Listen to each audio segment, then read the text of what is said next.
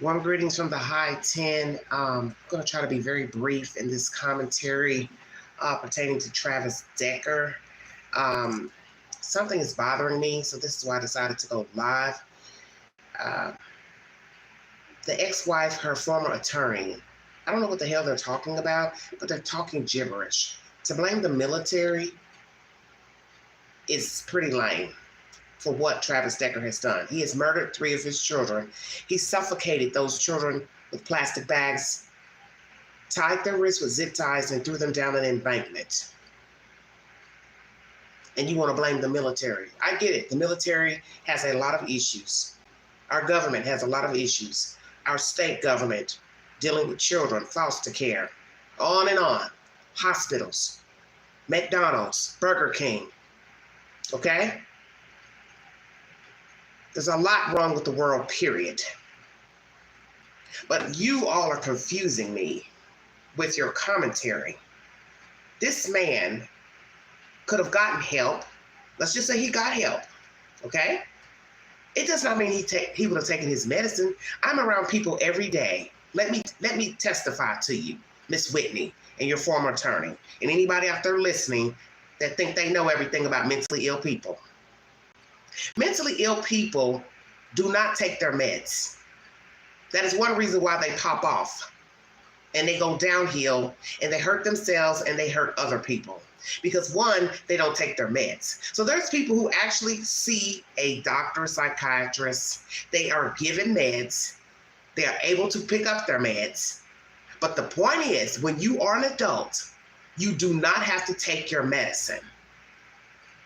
So this SHIT you're spinning to the public is a bunch of bullshit, and I'm saying it, and somebody needs to say it. And this GoFundMe, you all need to quit donating, because let's keep it real. Those kids are dead, and it don't take $200,000 to bury 3 children, small children. Yeah, I'm saying it.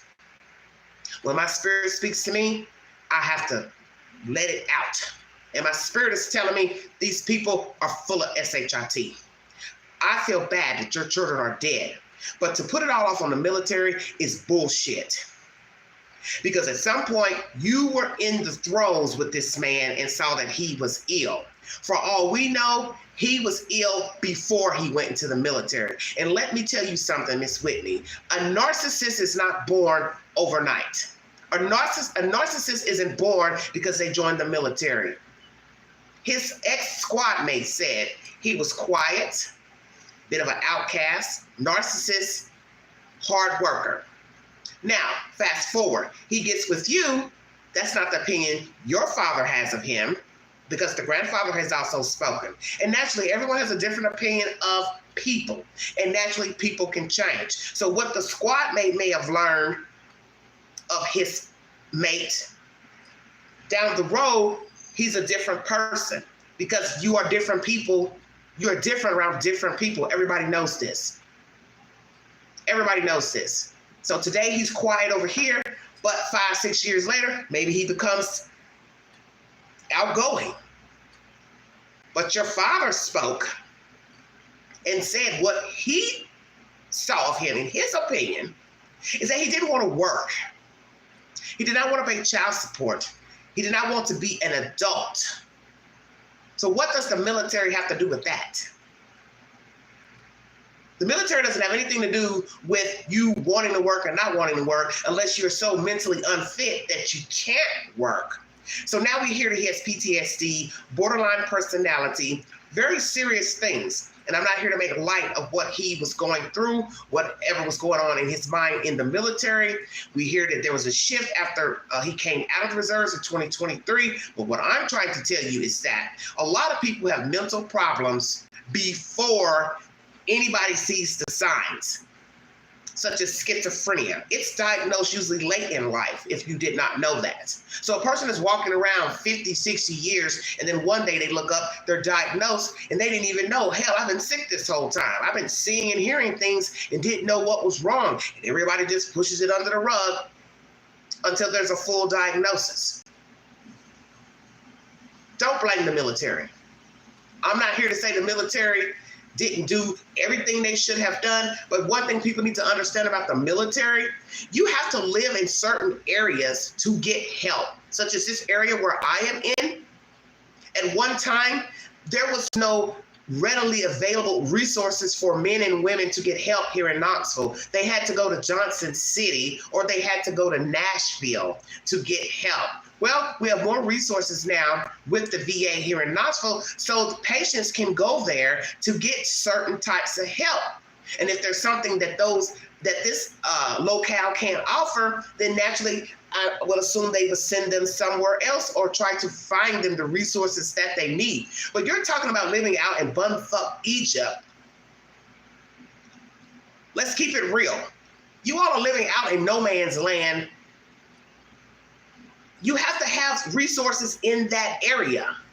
And everybody don't live in certain places where veterans can get help. Do you understand what I'm saying? Yeah, your mama needs it. How about that? Get out my chat.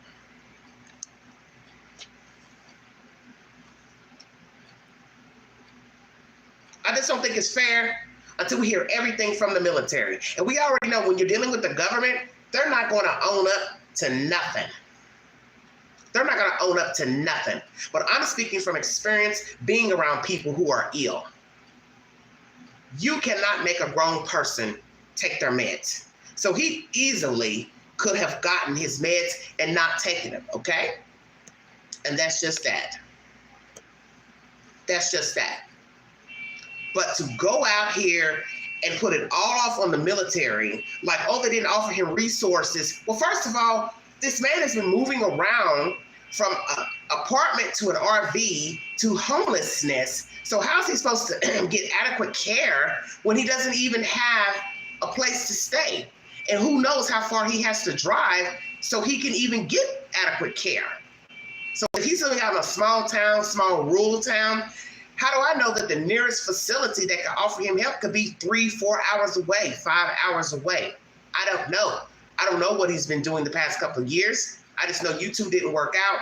You got a divorce. He's been living pillow to post. And like I said, a person can have PTSD, borderline personality, bipolar, but he or she has to want the help. 2, the person has to live in a jurisdiction where they can get the help. If you're homeless, he's been sleeping in his truck. As I said, he would have to drive to those places, and he also would have to want the help if it's in driving distance for him to get there. If he doesn't like to work, as your father said, why is he going to want to put gas in his car to drive a whole bunch of places to go get help?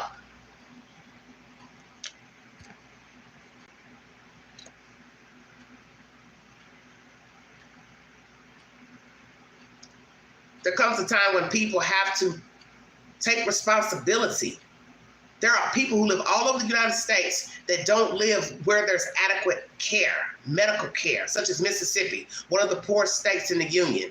A lot of the people that live there, black and white, they're suffering because they don't have adequate medical facilities, hospitals, clinics to give them care. They have a high rate of HIV, if you didn't know that. So there's people who are down there who are HIV positive, have AIDS, they can't even get the adequate care. Then naturally, you gotta have health insurance. So see, all those things are relevant. So like I said, if he left the military in good standing, there should be something offered to him that he can go out here and get help. But like I said, I don't know where he's been living. Allegedly, he's been homeless. So as I said, he has to want the drive in him to say, I want to go get care. I know there's something wrong with me. I'm easily getting angry. I'm popping off. I got to go get some help. But where is the help? I don't know Washington State, so I don't know what's available, where he was sleeping, where he was staying, how far off is the nearest veteran center. And guess what? He has to own what he has done as well. So now let's flip the coin to responsibility. You want to blame the military, Miss Whitney, you and your ex-attorney, but as someone said on TV the other night, the fact that he fled the scene and left your children out to the elements means he knows what he was doing. The fact that you all are saying he loved these kids, you call that love? suffocating your babies with a plastic bag, one after the other, tying zip ties on your baby's wrists. That's love. He was a good father. He was there. He tried. But yet he would take those kids on a visit and murder them. And then you want to blame the military for what he did to your children. And he's walking out here, yeah, that same guy, Travis Decker, who's all messed up, PTSD, military's messed him up. He's out here walking free. They say he's a survivalist. He's trained his whole life for this type of lifestyle. He's free and your babies are dead. And he's out here walking amongst people trying to live and survive, as he allegedly was trying to do. And something clicked up there and went off. So God knows who path he may pass and click again and take the life of that person. And trust me, Whitney, Miss Cozart, nobody's going to want to hear he was mentally ill when they have to bury their loved one, because that's just life. We know that people are mentally ill. There's some people who are really sick. They're diagnosed with an illness. But once they go out here and snuff somebody out, people really don't care, because they're looking at a dead person that is no longer here, that they now have to bury and have to explain to somebody else that, hey, we just found your mom dead, murdered. We just found your dad murdered. I empathize with anyone mentally ill. But the one thing people don't understand about mental illness is you got to be where there's care. You got to want the care, and nobody can force you to get care and take your meds. And if he's anything like the way your father described him, as honorary, didn't want responsibility, I don't see that guy, Travis Decker, wanting help, going to get help. And you need to think about that, okay? You need to think about that. That's my commentary. Like, share, subscribe. Drop your comments below this video. If you'd like to donate to this great network, $DeAngie 129 Cash App. Stickers and chats are always welcome during the live stream. You too don't need to be passing this message around that it's all about the military, because we don't really know the situation with Travis. And my understanding is that from your mouth, he was told by the courts to go get help so he could keep the visits with the children. He chose not to. And as I said, I don't know where the nearest vet center is in you all's location, but he didn't try. And that was the fall of 2024. And naturally, the children had no business seeing him, with him not having an adequate space to house them. And if a judge allowed this, he or she was wrong, because he should not have had access to your children and he didn't have a place to live. That's just stupid. And it wouldn't matter if he had a mental problem or not. To some degree, a person needs to have a viable place to stay to get visitation, especially overnight, or just picking them up for a couple of hours. I want to know where you live. But definitely you have a mental problem, you're not taking meds, you're not getting treatment.